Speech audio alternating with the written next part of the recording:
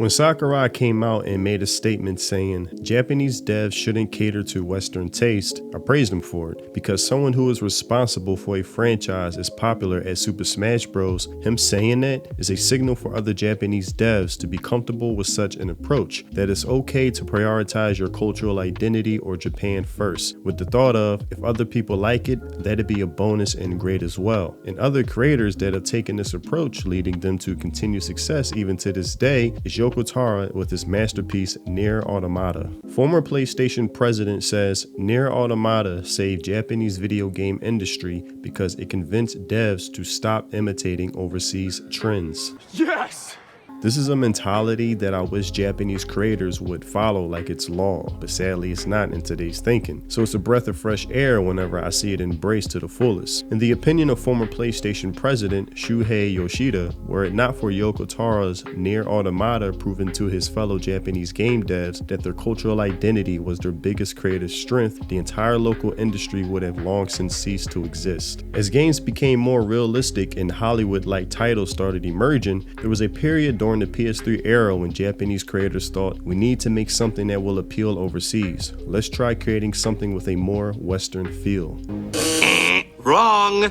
To this end, Yoshida then noted how the game that drastically changed the situation, in my opinion, was NieR Automata 2017, released during the PS4 era. I believe that Yoko Taro created NieR without thinking about selling it overseas at all, said the PlayStation vet. However, it ended up being hugely popular abroad. From that point on, Japanese creators started to create Japanese things, and it became clear that these could be successful overseas as well. Now, to me, I would think this is common sense, something that doesn't need to be said or announced by such popular figures as these. It should be a common practice, as prayer is a common practice in the church, creativity 101. But not so much when you have the new head of Final Fantasy saying their focus from the inception from now on is to disregard their Japanese fan base and prioritize the global audience. And that's one of those things where it's really sad and disappointing to hear, but you just had to have the response like, I guess you'll just have to learn the hard way. With NieR, everyone realized this, he continued. It wasn't just about thinking this is fine, but rather this is the only way we must do it. We have to do it this way. As a result, Japanese creators began to move away from trying to imitate the West, thank God, and they started creating content based on their own culture and things they understood, believing that the world would appreciate it. For me, hearing this is like preaching to the choir. It makes me think, yes, you get it. You understand the right approach that should be had. You should primarily focus on serving your audience rather than what could be audience. That's like being a musician or singer on stage in front of an already proven and established audience, knowing what they want to hear, but instead choosing to go outside and perform new songs that are completely the opposite of what your current style is for people walking by, having no clue of who you are. First, it's slightly disrespectful to disregard your already base, taking an unnecessary risk when you can satisfy the people ready to receive you as you are, and whomever hears the music from outside and takes a liking to it, they're also welcome to enjoy it with the rest of your fan base and audience. I believe we can clearly divide the Japanese gaming industry into two periods, before and after NieR. NieR was the title that made everyone realize the importance of creating something Japanese. It was a turning point that revived the industry. Shout out to NieR, I didn't even know it had that level of impact. With digital distribution, even niche themes can succeed. Japanese culture has gradually spread overseas, and with that, gathering people from all around the world who are interested in it can create quite a large market.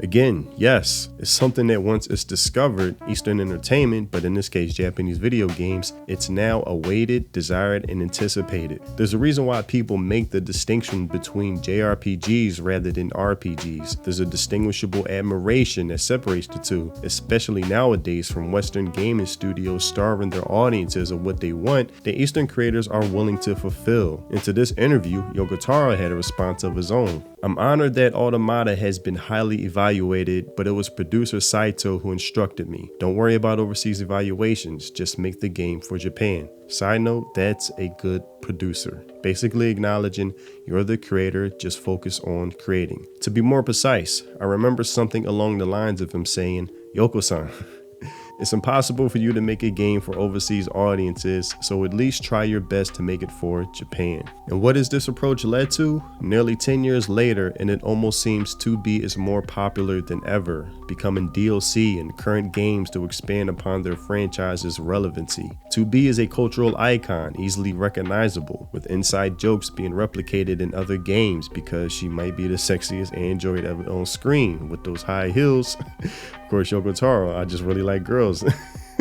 Alright, but the Japanese first mentality in development leads to longevity, and NieR clearly proves that. Now, just as somebody as popular as Sakurai or Yoko Taro or the president of PlayStation stated this for Japanese devs in gaming, we now need someone just as popular to say this for anime, because for every piece of good news, it seems we get something that's bad to counter it. Toei CEO confirms One Piece Super Sentai Studio now focusing on overseas markets due to Japan's population crisis. And basically, this article talks about shifting focus from making content for Japan to making content for China and North America. And not just that, but to partner with creators and producers in those regions to make content that specifically caters to and targets them in their own taste. No, God! Which just makes me sigh and see red flags all over the place, like they just don't get it.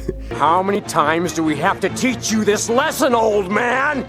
This is a move that will by default strip away the Japanese cultural identity we all love, which is why we buy into it in the first place. Like, what does it mean to make content specific for us in North America? Which producers are you working with? Because everything coming out now in the West is garbage and not selling, which is why your content is already globally popular. All you have to do is just keep doing what you already are. If anything, double down on it. I understand the paradox that Japan is in with their decreasing birth rates. They need a new market to serve their content to. Well, here we are, and it's working. But instead of thinking, oh, hey, wow, they really like what we have to offer from our own culture, let's just make more of it, their reaction is, oh, let's make stuff we think that would be culturally fitting for them. And who are they listening to that decides what is culturally fitting for us? These politically correct Western elitists that are so out of touch, but unfortunately have direct access to people at Toei Animation, feeding them bad information. And all of this is really just a bummer.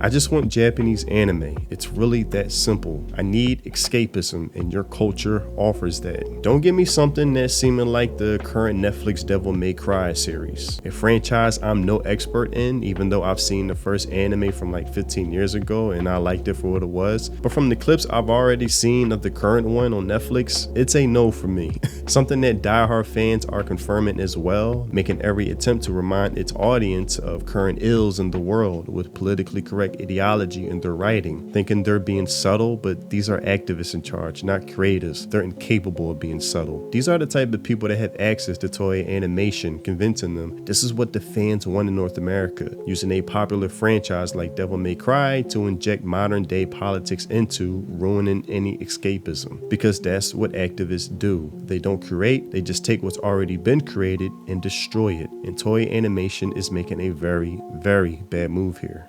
But that's all I have for this video. Tell me what you think in the comment section below. Like I said, I remember watching Devil May Cry like 15 years ago and I liked it for what it was. I never played the games. I know there's 5 versions of it, but from the clips and the trailer I've seen of Dante in the current Netflix Devil May Cry, it seemed like a different version of Dante compared to the one I've seen 15 years ago in the first anime. Like, that's just my perception of it. I haven't played the games. Maybe it's serving a different part of his personality. I don't know.